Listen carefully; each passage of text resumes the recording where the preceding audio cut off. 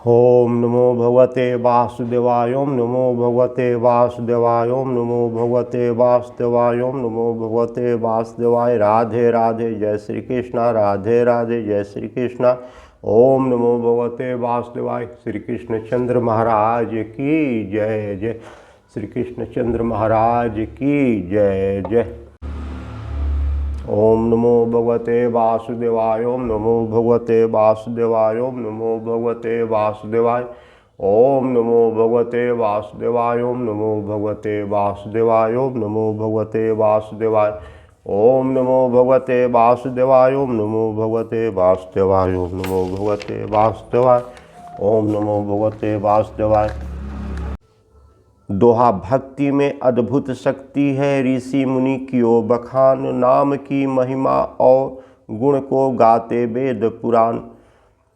श्री सुखदेव जी मुनि से इतनी कथा सुनने के बाद राजा परीक्षित ने श्री सुखदेव जी से पूछा, हे मुनीश्वर, अब बताइए कि जिस कर्म से प्राणी को नरक में न जाना पड़े और नरक के कष्टों से छुटकारा भी मिले। श्री सुखदेव जी बोले कि हे राजा परीक्षित, नरकों की पीड़ा से बचने का एकमात्र उपाय है प्रायश्चित, जिससे मन, वाणी और शरीर द्वारा किए हुए समस्त पापों का नाश होता है। जो इसे नहीं करता उसे कठोर यातना वाले नरकों में अवश्य जाना पड़ता है। अतः शरीर नाश होने से पहले ही प्रायश्चित कर डालना उचित है, क्योंकि कौन जाने कब मृत्यु आकर के ग्रस ले, तब कोई उपाय नहीं लगेगा। श्री सुखदेव जी के ऐसे कहने पर राजा परीक्षित ने फिर प्रश्न किया, हे सुखदेव जी, इस प्रकार तो मनुष्य पाप करता जाए और प्रायश्चित करके उनके पापों से मुक्ति होता जाए, तो उसे पापों का भय कैसे होगा? अतएव यह सिद्धांत मुझे ठीक नहीं जचता। इस विधान से तो मनुष्य फिर पाप करता ही रहेगा, और इसमें प्रायश्चित वाला सिद्धांत तो ऐसे ही है जैसे कि हाथी का स्नान करना व्यर्थ होता है। श्री सुखदेव जी ने कहा कि हाँ, प्रायश्चित के द्वारा पाप कर्म का होना नहीं छूट सकता, यह ठीक है, लेकिन यह प्रायश्चित विद्वानों के लिए नहीं है। विद्वानों का प्रायश्चित तो तत्वों का विचार है। वे उन नियमों को धारण कर क्रमशः ज्ञान प्राप्त करें, यही उनका प्रायश्चित है। जो पथ्य से भोजन करेगा उसको रोग क्यों दबाएगा? जो ब्रह्मचर्य, सम, दम, दान, सत्य, शौच, यम और नियम के द्वारा अपने मन, वाणी और बुद्धि को बस में रख करके श्रद्धापूर्वक धर्म का अर्जन करता है, वह बड़े से बड़े पापों को नष्ट कर देता है। भगवान श्री कृष्ण की भक्ति से बड़े बड़े पातक क्षण भर में दूर हो जाते हैं। पापों के नाश के लिए यह बड़ा सरल उपाय है। भगवान विष्णु की भक्ति पापों को वैसे ही नाश कर देती है जैसे सूर्योदय के होने से अंधकार का नाश हो जाता है। पापों के नाश के लिए इससे उत्तम मार्ग कोई नहीं है। इस मार्ग में कोई भय नहीं है और वह सर्वदा ही कल्याणकारक है। अन्यथा प्रायश्चित करके भी क्या हुआ यदि वह नारायण वासुदेव से विमुख रहता है। परंतु जो ऐसा नहीं है, जो भगवान वासुदेव के चरणों का भक्त है, अथवा जो दृढ़ होकर के भगवान कृष्ण के चरणों में अपना मन लगा देता है, तो उसके सब पाप स्वयं ही नष्ट हो जाते हैं। उन्हें स्वप्न में भी यह यम के दूतों का भय नहीं रहता है और हाथ में फांस लिए यम के दूत उनके पास नहीं आते हैं। इस संबंध में एक प्राचीन इतिहास में तुमसे सुनाता हूँ। कान्यकुंज देश में एक अजामिल नाम का ब्राह्मण था, जिसका आचरण अच्छा नहीं था और यो कितने ही समय तक चोरी, ठगी, बेईमानी और दुराचार आदि करता रहा। और इस प्रकार स्त्री और पुत्र प्रेम में उसने अपना सारा जीवन बिता दिया। उसकी 80 वर्ष की उम्र हो गई। उसके 10 बेटे थे, जिनमें सबसे छोटे बेटे का नाम नारायण था।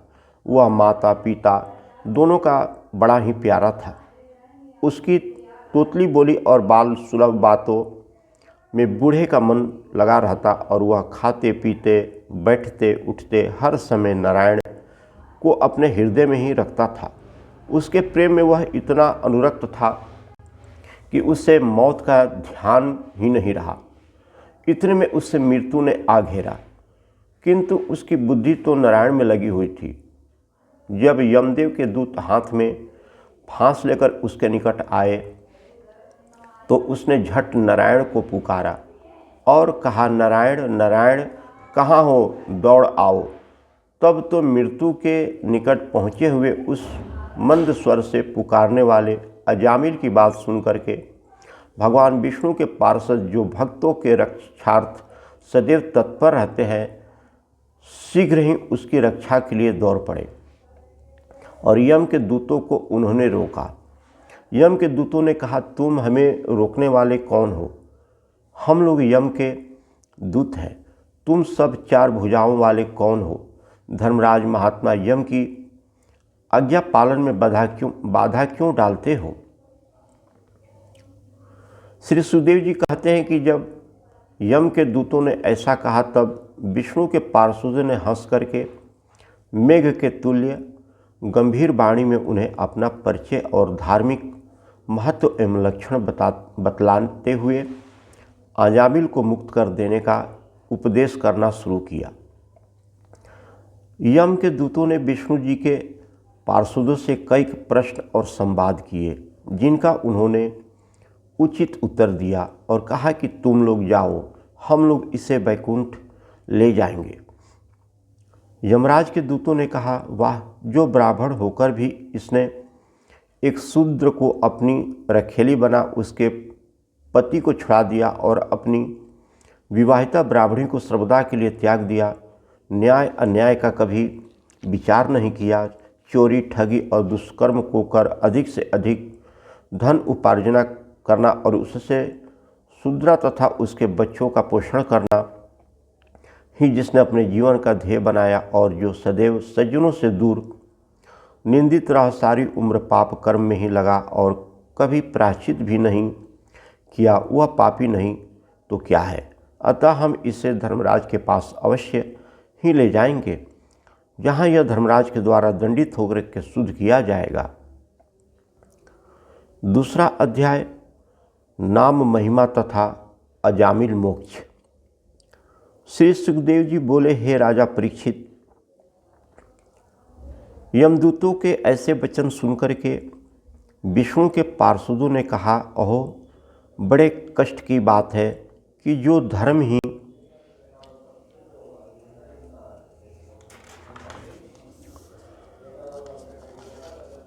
की सभा में ऐसा अंधेर दिख पड़ता है, तब प्रजा के पिता तुल्य रक्षार्थ ही उनके भक्षक हो जाएंगे, तब संसार का कल्याण कैसे हो सकता है। धर्मात्माओं की सभा में यह अन्याय देखा नहीं जाता।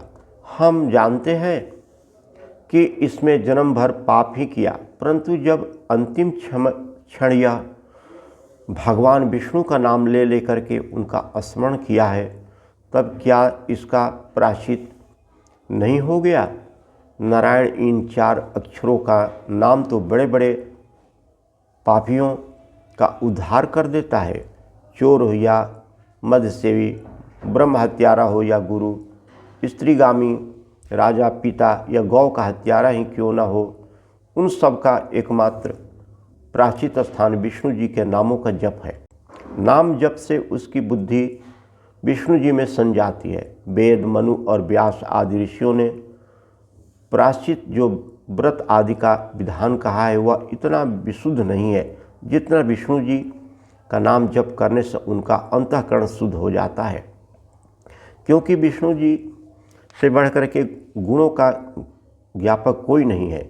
वह प्रायश्चित ही क्या, जिसे एक बार कर लेने पर मन बुरे मार्ग की ओर फिर जाए, तब तो प्रायश्चित पूरा ही नहीं हुआ। इसलिए जो पाप कर्मों से दूर रहता है, तो विष्णु जी के गुण के अनुवाद सदैव करते रहना ही अभीष्ट है। इससे चित्त फिर पाप की ओर जाएगा ही नहीं और सर्वदा के लिए पवित्र हो जाएगा।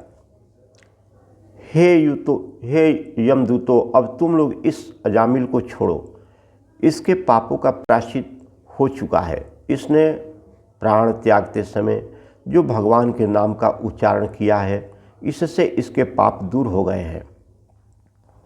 श्री सुखदेव जी कहते हैं कि जब विष्णु जी के पार्षदों ने यम के दूतों से ऐसा कहा और भी बहुत प्रकार से भगवान नाम महिमा को उन्हें सुनाया, तो यम के दूतों ने अजामिल को फंदे से छुड़ा करके वहाँ रख दिया।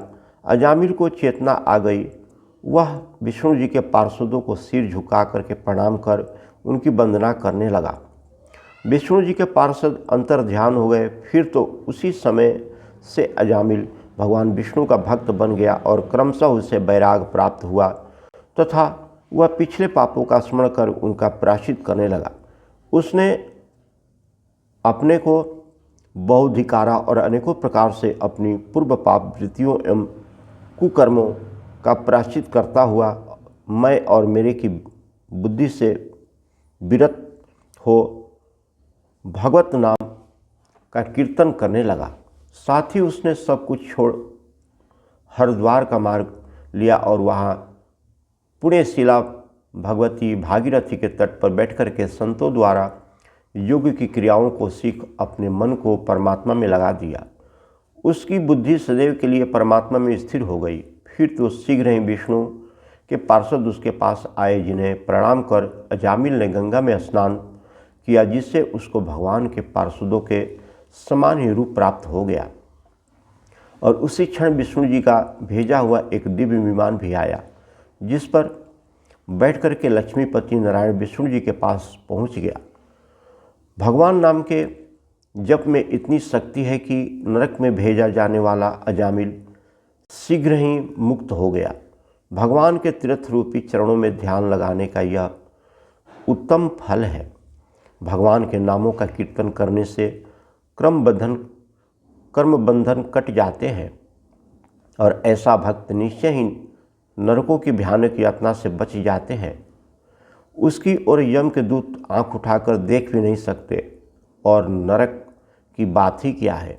जो मनुष्य इस कथा को सुनता है उसकी विष्णु लोक में प्रतिष्ठा होती है। बोलो भक्त और भगवान की जय। जय श्री कृष्ण। राधे राधे। तीसरा अध्याय यम और यम के दूतों पर परस्पर संवाद तथा यमदेव द्वारा नाम महात्म्य वर्णन। इतनी कथा सुनकर के राजा परीक्षित ने पूछा कि हे सुखदेव जी, अजामिल को छोड़कर जब यमदेव के दूत उनके पास गए तो उन्होंने भगवान यम से क्या कहा? यह तो बड़े आश्चर्य की बात है कि कोई भी यमराज की आज्ञा का उल्लंघन करे, क्योंकि सभी उनके बस में है। दया कर आप मेरे इस संशय को दूर कीजिए। श्री सुखदेव जी बोले, हे राजा परीक्षित, जब महात्मा यम के दूत अजामिल को छोड़ खाली हाथ उनके पास पहुँचे, तब विष्णु के पार्षदों की महत्वपूर्ण वार्ता कह करके अपना क्षोभ भी प्रकट किया कि अपने बंधन में विष्णु जी के पार्षदों ने हस्तक्षेप क्यों किया। नारायण नारायण पुकारने मात्र से ही उन्होंने इस सिद्धांत को दिखलाकर हमारे हाथ से अजामिल को क्यों छुड़ा लिया। क्या आप जैसे हमारे अधीश्वर से बढ़कर कोई भी अन्य सम्राट हो सकता है? मंडलेश्वर भले ही हो, परंतु सब प्राणियों के अधीश्वर, शासक, दंड विधायक और पाप पुण्य का निर्देशन तो एक आप ही हैं। फिर आपके निर्णय में विष्णु के पार्षदों ने रोक टोक क्यों की? ऐसा करने का तो उन्हें कोई अधिकार नहीं है। बड़ा आश्चर्य है कि एक वस्तु के कई शासक हो। हम तो यह जानते थे कि मृत्यु के एकमात्र अधीश्वर आप ही हैं, जो इस संयमनी पुरी में निवास करते हैं। परंतु अब तो यह ज्ञात होता है कि दंड के और भी कई शासक हैं। तब तो इस व्यवस्था में बड़ी अनबन होगी और हमारी समझ में नहीं आता कि आपके इस विधान में विष्णु आदि के बीच में कहाँ से आ गए। श्री सुखदेव जी कहते हैं कि अपने दूतों की ऐसी बात सुनकर के श्री यमदेव ने नेत्र बंद कर श्री विष्णु जी का ध्यान किया और तब उनसे कहा, हे दूतों, तुम लोग नहीं जानते, संसार का अधीश्वर मैं नहीं, कोई और ही है। मैं तो क्या, ये ब्रह्मा विष्णु महेश भी उसी के अंशभूत है। उसी शक्ति से ये लोग संसार की रचना, पालन और संहार करते हैं। मैं तो क्या, कोई भी चाहे वह इंद्र, वरुण, कुबेर, शिव, सिद्ध, लोकपाल और मारीच आदि ऋषि जो सृष्टि रचना में सहायक भी हुए हैं, वे भी उनकी माया को नहीं जान सकते। फिर दूसरे क्या जानेंगे। यद्यपि अंतर्यामी सबके हृदय में वास करते हैं, तथापि कोई उन्हें मन, वाणी और इंद्रियों के द्वारा नहीं जान सकता, क्योंकि वे हम सभी के स्वामी हैं और किसी के वश में नहीं रहते। तुम पूछोगे कि वे कौन है। मैं तो क्या, सभी लोग उन्हें विष्णु जी के नाम से पुकारते हैं और कहते हैं कि वही सबके शासक हैं, और यह सब माया उन्हीं की फैलाई हुई है। चारों मनोहर दूत उन्हीं निर्मल स्वभाव वाले विष्णु जी के थे, जो संसार के कल्याणार्थ यत्र तत्र सदैव विचरते रहते हैं। अवश्य ही तुम उनके तेज के समक्ष नहीं ठहर सकते थे। इस पर तुम लोग कुछ भी आश्चर्य न करो। उन्होंने अजामिल की कोई सहायता की। निश्चय ही अजामिल का वह धर्म महान था कि जिस भगवत धर्म के द्वारा उसने मुक्ति प्राप्त की, वह धर्म समझने में बड़ा ही कठिन और गुप्त भी है। जिससे उससे जान लिया है, वह अवश्य ही मोक्ष का अधिकारी होता है। उसी को संसार में भगवान का कीर्तन करना कहते हैं, और भगवान में भक्ति का हो जाना ही भगवत धर्म है। ऐसे भगवत प्रेमी को हमारा दंड नहीं मिलता, क्योंकि विष्णु भगवान के कीर्तन से उनके पाप नष्ट हुए रहते हैं।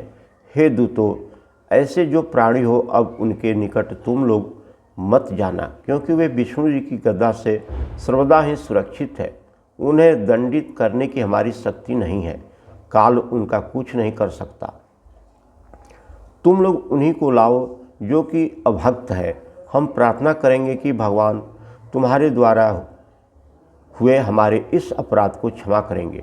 दूतों ने हाथ जोड़ करके यमदेव को सिर नवाया और इस प्रकार उनकी आज्ञा प्राप्त कर अपनी शंकाएं समाधान की। श्री सुखदेव जी कहते हैं कि हे परीक्षित, इस प्रकार से श्री विष्णु जी की कीर्तन संसार में बड़ा मंगलकारी और बड़े से बड़े पापों को दूर करने वाला तथा परम प्रायश्चित रूप है। जो भगवान विष्णु रूप श्री कृष्ण के चरणों में इस प्रकार प्रेम करता है, वह माया के गुणों से तत्काल ही मुक्त हो जाता है।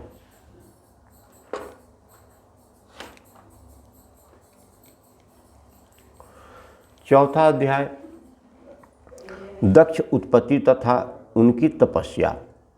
इतनी कथा सुनकर के राजा परीक्षित ने कहा कि हे श्री सुखदेव जी, उधर जो आपने स्वयंभू मनवंतर का संक्षेप में वर्णन किया है, उसे अब आप मुझे विस्तार पूर्वक सुनाइए, क्योंकि संक्षेप में सब बातें मेरी समझ में नहीं आती।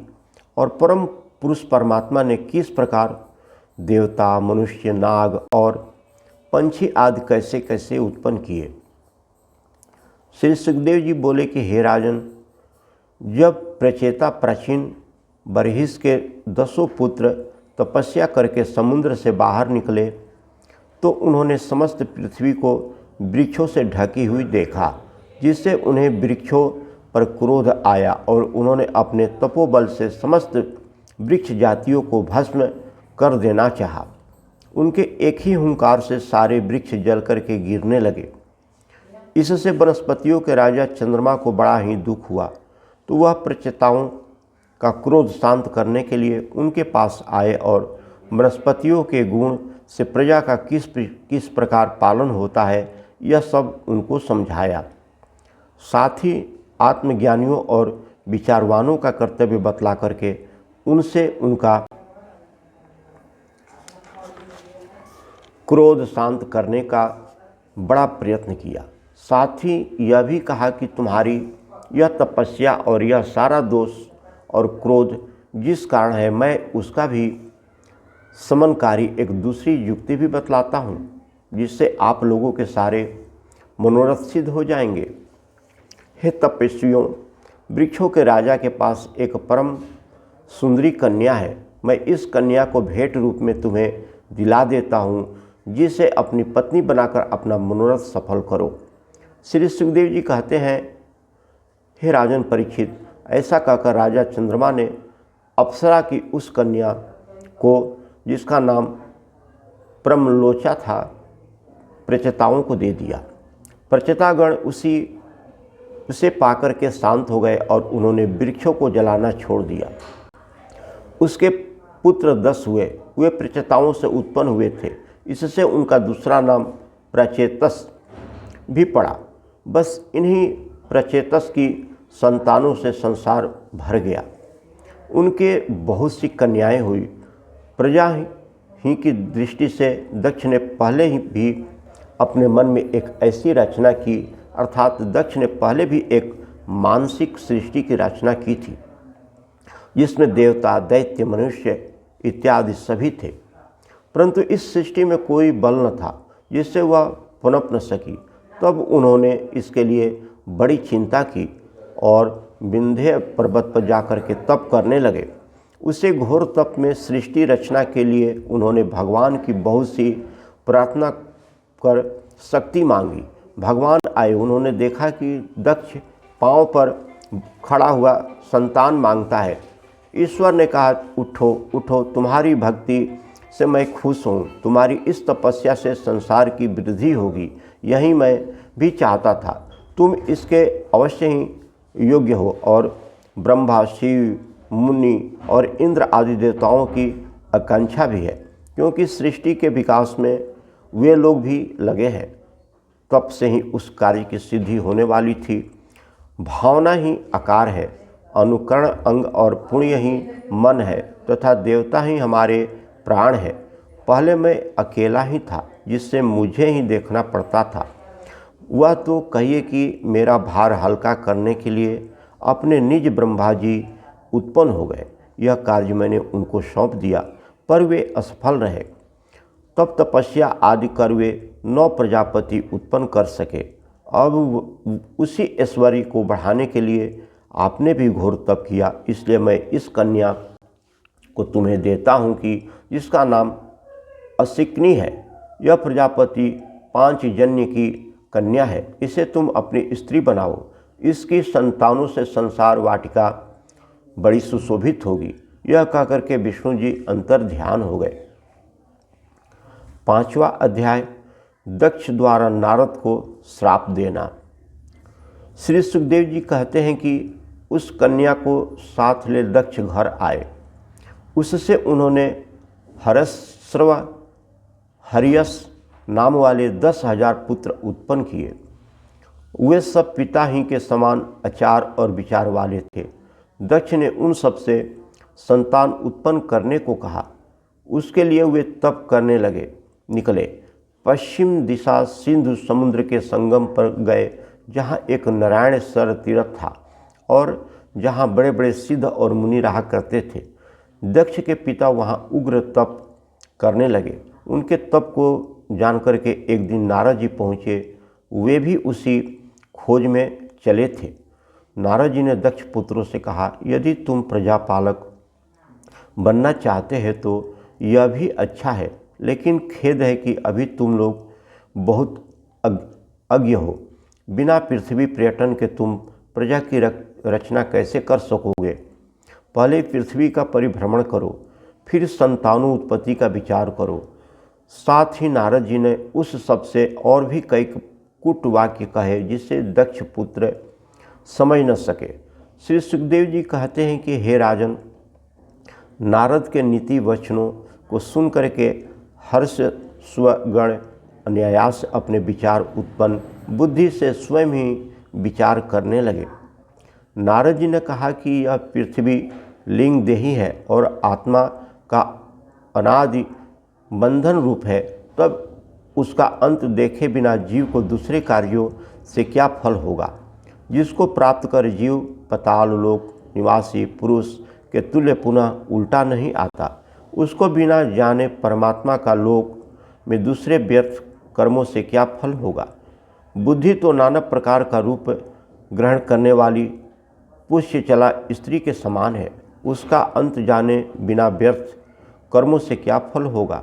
जिस प्रकार कोई व्यभिचारी स्त्री के संग में रहकर के पतित हो जाता है, उसी प्रकार इस बहुरूप वाली बुद्धि के साथ से ऐश्वर्य नष्ट कर प्राणी सुख दुख रूप वाली गतियों को प्राप्त होता है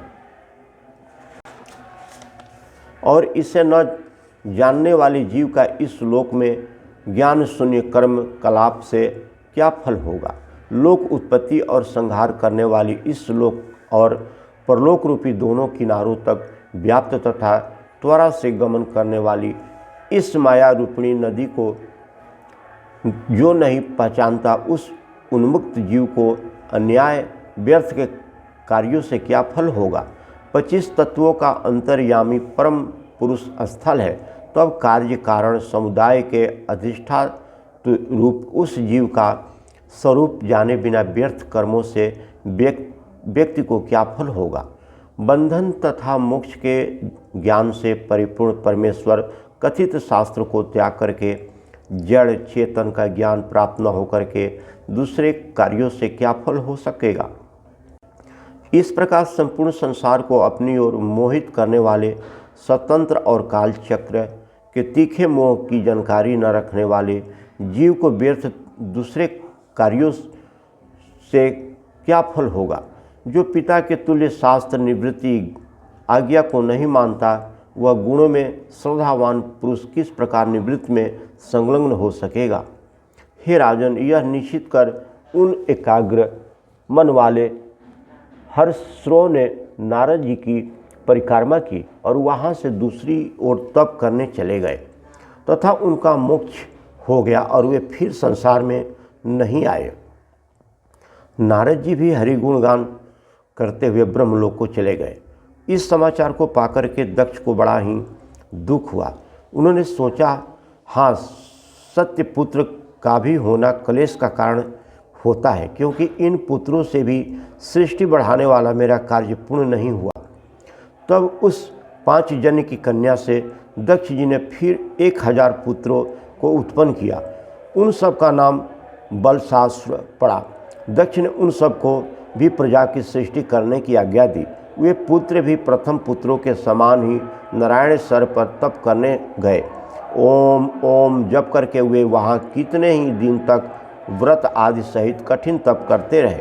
तब नारद जी ने आकर के उन्हें भी प्रवृत्ति से हटा करके निवृत्ति का उपदेश दे दिया और कहा कि तुम्हारे पूर्व के भाइयों ने इसी मार्ग को ग्रहण किया है, तुम सब भी उसी पुण्य पथ को अपनाओ। फिर तो दक्ष के इन पुत्रों ने भी उसी मार्ग को ग्रहण किया और मोक्ष को प्राप्त किए गए। इधर प्रजापति दक्ष के सामने बड़ी बड़ी कठिनाइयाँ आई, जिन्हें झेलते हुए बड़े दुखी हुए और जब देखा कि अब इस बार भी नारद जी हमारे पुत्रों को उपदेश दे उन्हें प्रवृत्ति से हटा दिए, तो मारे क्रोध के उनके होठ फड़फड़ाने लगा और उन्होंने आप ही आप नारद जी को बहुत कुछ भला और बुरा कह डाला। इतना ही नहीं, उन्होंने नारद जी को यह श्राप भी दे दिया कि रे असाधु नारद, तू सदैव लोगों में भ्रमा करे और अब कहीं एक स्थान में किंचित क्षण के लिए भी न रुके तथा कहीं भी तेरा ठिकाना न लगे। नारद जी ने दक्ष के इस श्राप को स्वीकार कर लिया। 6ठा अध्याय, दक्ष की कन्याओं का वंश विस्तार वर्णन। श्री सुखदेव जी बोले, हे राजा परीक्षित, इस प्रकार जब प्रजापति दक्ष बहुत दुखित हुए तो उन्होंने समझाने के लिए ब्रह्मा जी उनके पास आए और कहा कि चिंता न करो, हमने तो तुमसे कहा था तुम अपनी असिक्नी नामक स्त्री से कन्याओं को उत्पन्न कर अपना वंश बढ़ाओ, फिर तुम पुत्र क्यों उत्पन्न करने लगे। अब भी तुम मेरा कहना मानो और कन्याएं ही उत्पन्न कर सृष्टि का विस्तार करो। यह कहकर के ब्रह्मा जी चले गए।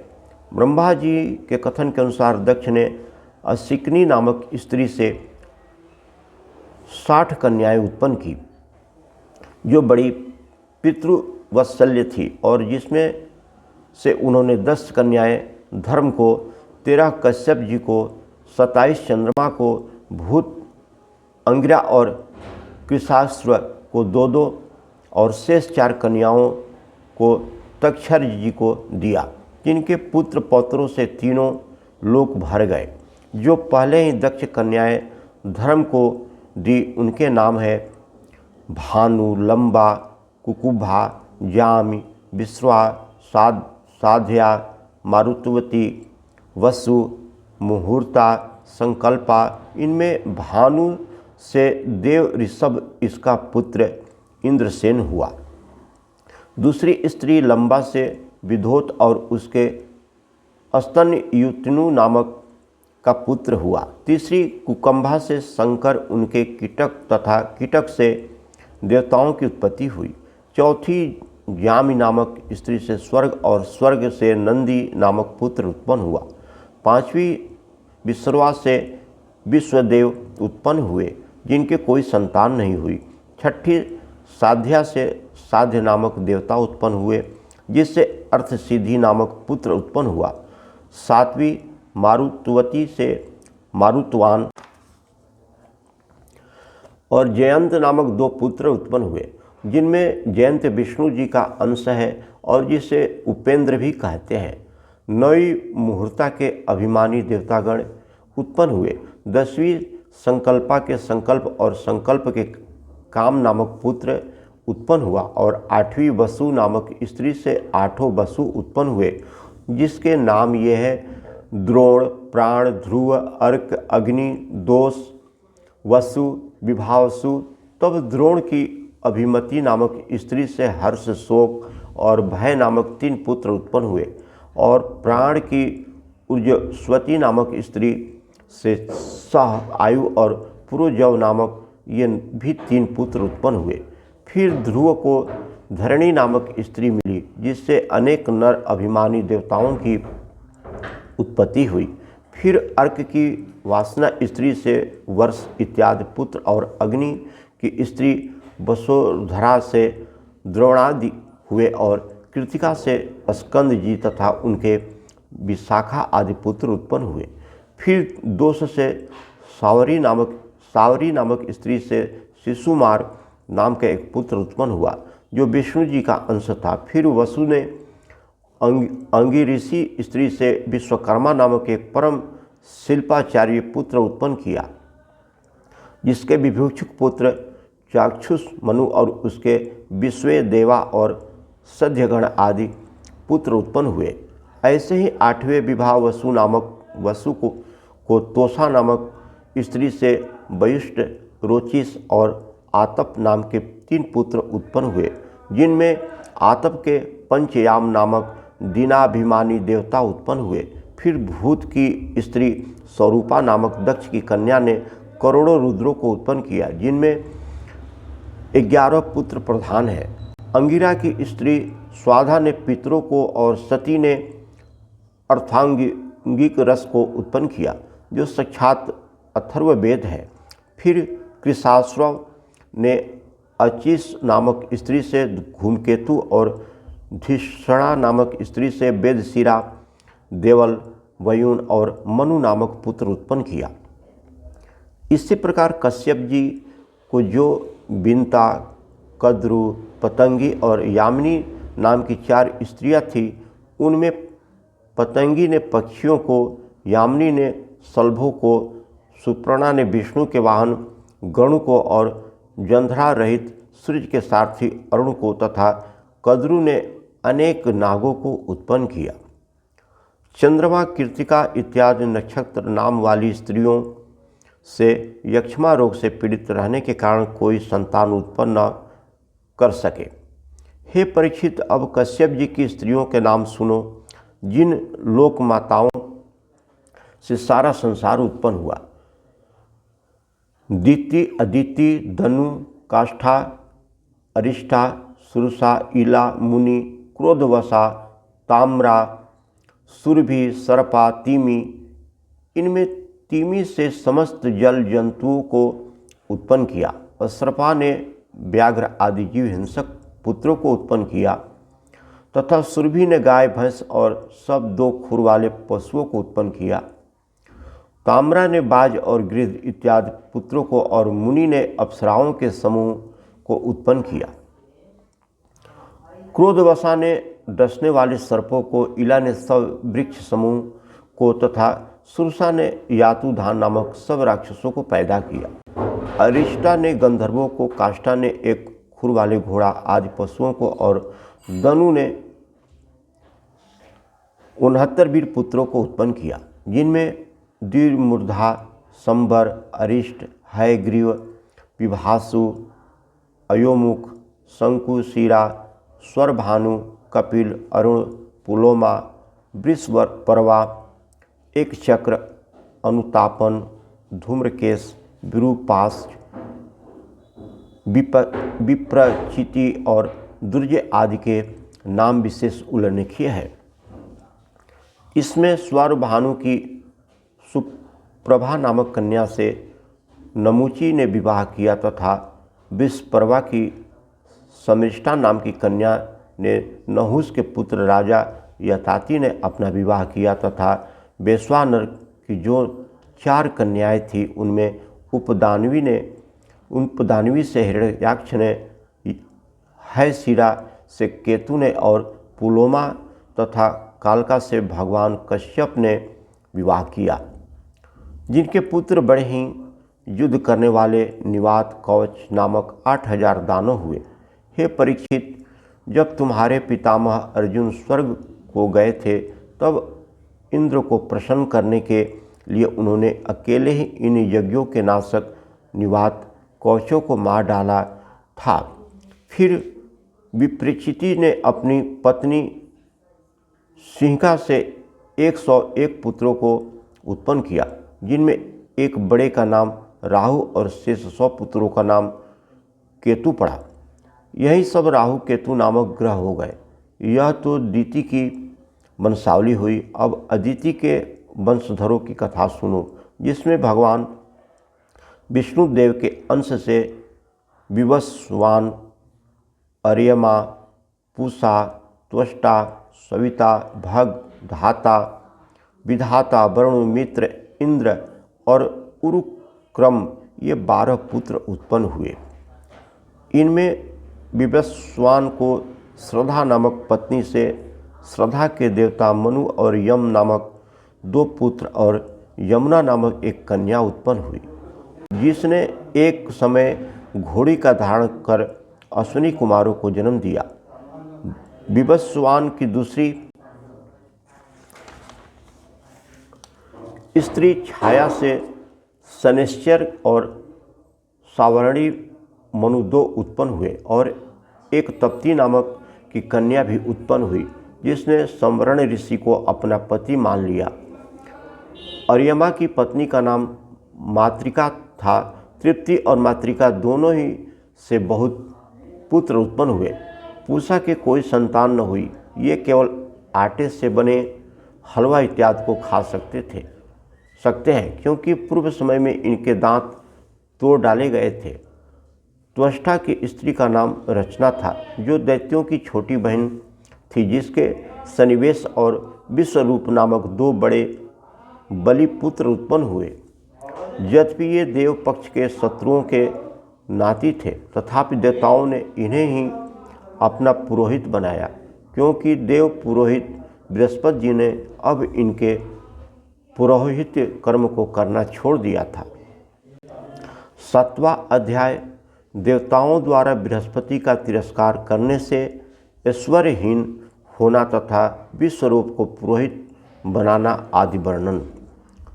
राजा परीक्षित ने कहा, हे भगवान, आचार्य बृहस्पति ने अपने प्रिय देवताओं को किस लिए त्याग दिया?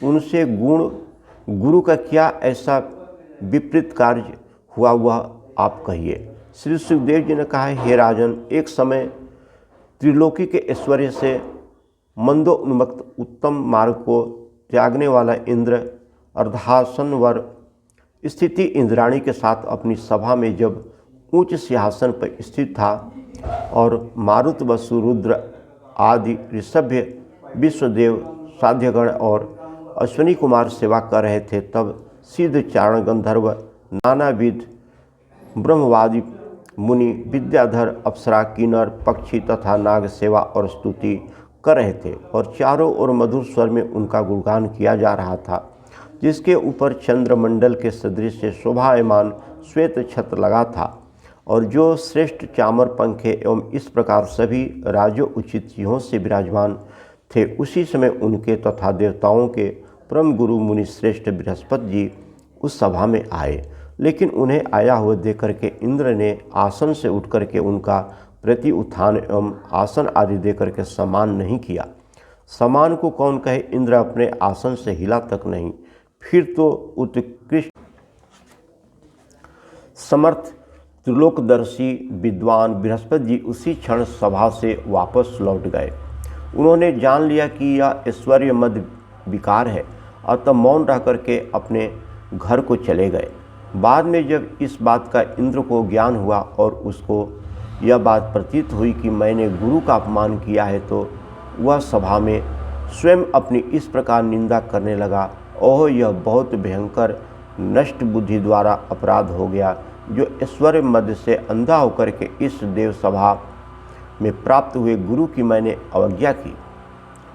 देवों का स्वामी होने पर भी मैं मोह से ग्रसित हो गया और मेरे चित्त में महा आसुरी भाव उत्पन्न हो गया। तब भला यह जानकर भी उस लक्ष्मी की इच्छा कौन ज्ञानी जीव करेगा। सिंहासन पर स्थित कोई भी चक्रवर्ती सम्राट किसी गुरु के आ जाने पर भला कैसे न उठेगा। यदि ऐसा वह नहीं करता है तो जानो कि वह उत्तम धर्म की मर्यादा को नहीं जानता। ऐसे कुमार्गी उपदेशक भयंकर नरकों में पड़ते हैं, जो अपढ़ के वचनों पर विश्वास करते हैं और इसी प्रकार वे पाषाण निर्मित नौकारूढ़ जीवों के सदृश मद में डूब जाते हैं। अतः मैं मूर्खता त्याग करके अगाध बुद्धि वाले देवगुरु के चरणों का स्पर्श कर उन्हें खुश करूँगा।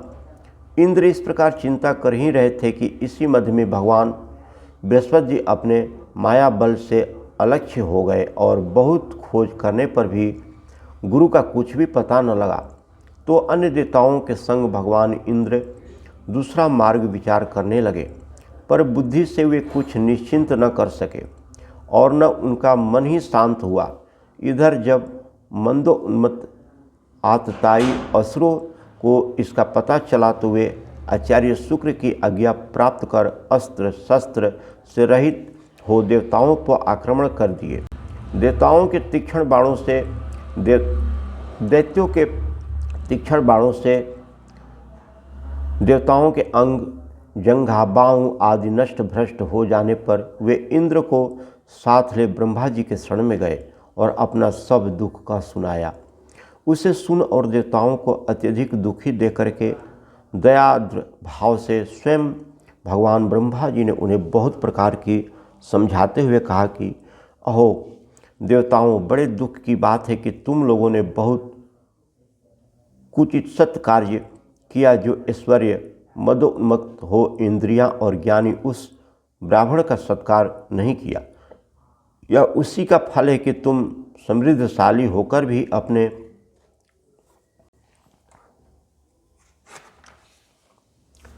से बलहीन शत्रुओं से पराभव हो प्राप्त हुए। हे इंद्र, गुरु का तिरस्कार करने से ही हीन बल वाले शत्रुओं को ही देखो, जो वे शक्ति से अपने गुरु शुक्राचार्य की अर्चना कर आज कितने उन्नतशील हो गए। यदि ऐसा ही रहा तो ये गुरु भक्त दैत्य कुछ ही दिनों से में मेरा भी लोक ग्रहण कर लेंगे। गुरु शुक्राचार्य से अर्थ सिद्धि की शिक्षा पाए हुए अभेद मंत्र वाले दैत्य स्वर्ग को तुच्छ वस्तु समझेंगे। जिनके सहायक गौ, ब्राह्मण और भगवान हैं, उन सुयोग प्राणियों का कार्य निंदनीय नहीं होना चाहिए। इसलिए अब तुम लोग शीघ्र ही तत्वस्था के पुत्र विश्वरूप के पास जाओ और जैसे भी हो उन्हें खुश करो। वे तुम्हारा सब इच्छित कार्य पूर्ण करेंगे। श्री सुखदेव जी ने कहा कि ब्रह्मा के कहने पर देवताओं का दुख नष्ट हो गया और वे उसी क्षण विश्वरूप ऋषि के समीप जा उनको आलिंगन कर इस प्रकार बोले कि हे तात, तुम्हारा कल्याण हो। हम लोग स्वयं ही आपके आश्रम पर आए हुए अतिथि हैं, अतः अपने पितरों को कालोचित इच्छा पूर्ण कीजिए। पुत्रों का सबसे महान धर्म यही है कि अपने पितरों की निरंतर सेवा करें, और उस पर ब्रह्मचारियों का तो कहना ही क्या है। आचार्य, देवमूर्ति, पिता, प्रजापति, मारुति उत्पत्ति, इंद्र की माता साक्षात पृथ्वी की मूर्ति मानी गई है। बहिन दया की, अतिथि धर्म की, अभ्यागत अग्नि की, और सब प्राणी अपनी अपनी आत्मा की मूर्ति माने जाते हैं। हे तात, तुम्हारे हम पितर हैं। इधर हम शत्रुओं से पराजित होने से बहुत दुख में पड़ गए हैं, अतः आप अपने योग बल से हमारे इस उत्कृष्ट कष्ट को हटाते हुए हमारी आज्ञा मानिए। ब्रह्मज्ञानी ब्राह्मण होने के निमित्त आप हमारे गुरु होइए। हम आपको अपना आचार्य बनाना चाहते हैं, अतः ऐसा कीजिए कि जिसमें हम आपके तेज से शत्रुओं पर विजय प्राप्त कर सकें। यह कहने की आवश्यकता नहीं कि मैं आपका पुत्र हूँ और कैसे गुरु बन सकता हूँ। बात यह है कि कार्य सिद्धार्थ, अपने से छोटे का पूजन करने से कोई निंदा नहीं होती। हे ब्राह्मण, आयु ही बड़प्पन हेतु नहीं होती, वह वेद के ज्ञान से होती है। श्री सुखदेव जी ने कहा, हे राजन, तब उन देवताओं द्वारा प्रार्थित पौरोहित्य कार्य के लिए महातपस्वी विश्वरूप ने स्वीकृति दे दी और मधुर वाणी में देवों से कहा कि हे देवताओं, पुरोहितत्व कर्म से ब्रह्मतत्व नष्ट हो जाता है। इस कारण धर्मात्मा प्राणी ऐसे कर्म की आलोचना करते हुए आए हैं। हे प्रभुओं, आप सब लोकपति मुझे प्राप्त करने की प्रार्थना कर रहे हैं, तो आपका शिष्य मेरे सदृश यह जीव उसका तिरस्कार किस प्रकार कर सकता है। शिष्यों का यदि सबसे श्रेष्ठ अभिप्राय कोई हो सकता है तो यही है कि गुरु की आज्ञा का रक्षण करता रहे। हे देवताओं, किंचितनों का धन शील उछल कर्म ही है, जिसके द्वारा अच्छे लोगों का सब कर्मों की रक्षा करने वाला परम कुत्सित कर्म मैं करूँगा, जिससे केवल नष्ट बुद्धि वाले ही प्रसन्न होंगे। इससे अधिक मैं और क्या करूँगा। कारण गुरुजनों ने इच्छा ही क्या की, सब आपकी आज्ञाओं का अपने प्राण और धन गंवाकर भी साधन करूँगा। श्री सुखदेव जी ने कहा कि हे राजन, देवों के प्रति प्रतिज्ञा कर महातपस्वी विश्वरूप बड़ी तपस्या से उसका पुरोहितत्व कर्म करने लग गए। समर्थी विश्वरूप ने शुक्राचार्य के विद्या बल से रक्षित होने पर भी दैत्यों की राजश्री अपनी वैष्णवी विद्या के योग से उनसे ग्रहण कर इंद्र को दे दी, जिससे पालित हो इंद्र ने दैत्यों की सेना जीत ली, जिससे उदार घी विश्वरूप ने इंद्र को ही बतलाया था। आज की कथा समाप्त हुई। कल 8वां अध्याय नारायण कवच। श्रीमन्नारायण नारायण नारायण, श्रीमन्नारायण नारायण नारायण, श्रीमन्नारायण नारायण नारायण। श्री कृष्णचंद्र महाराज की जय। राधे राधे राधे राधे। जय श्री कृष्णा, जय श्री कृष्णा, जय श्री कृष्णा। राधे राधे। ओम नमो भगवते वासुदेवाय, ओम नमो भगवते वासुदेवाय, ओम नमो भगवते वासुदेवाय। जय श्री कृष्ण। राधे राधे।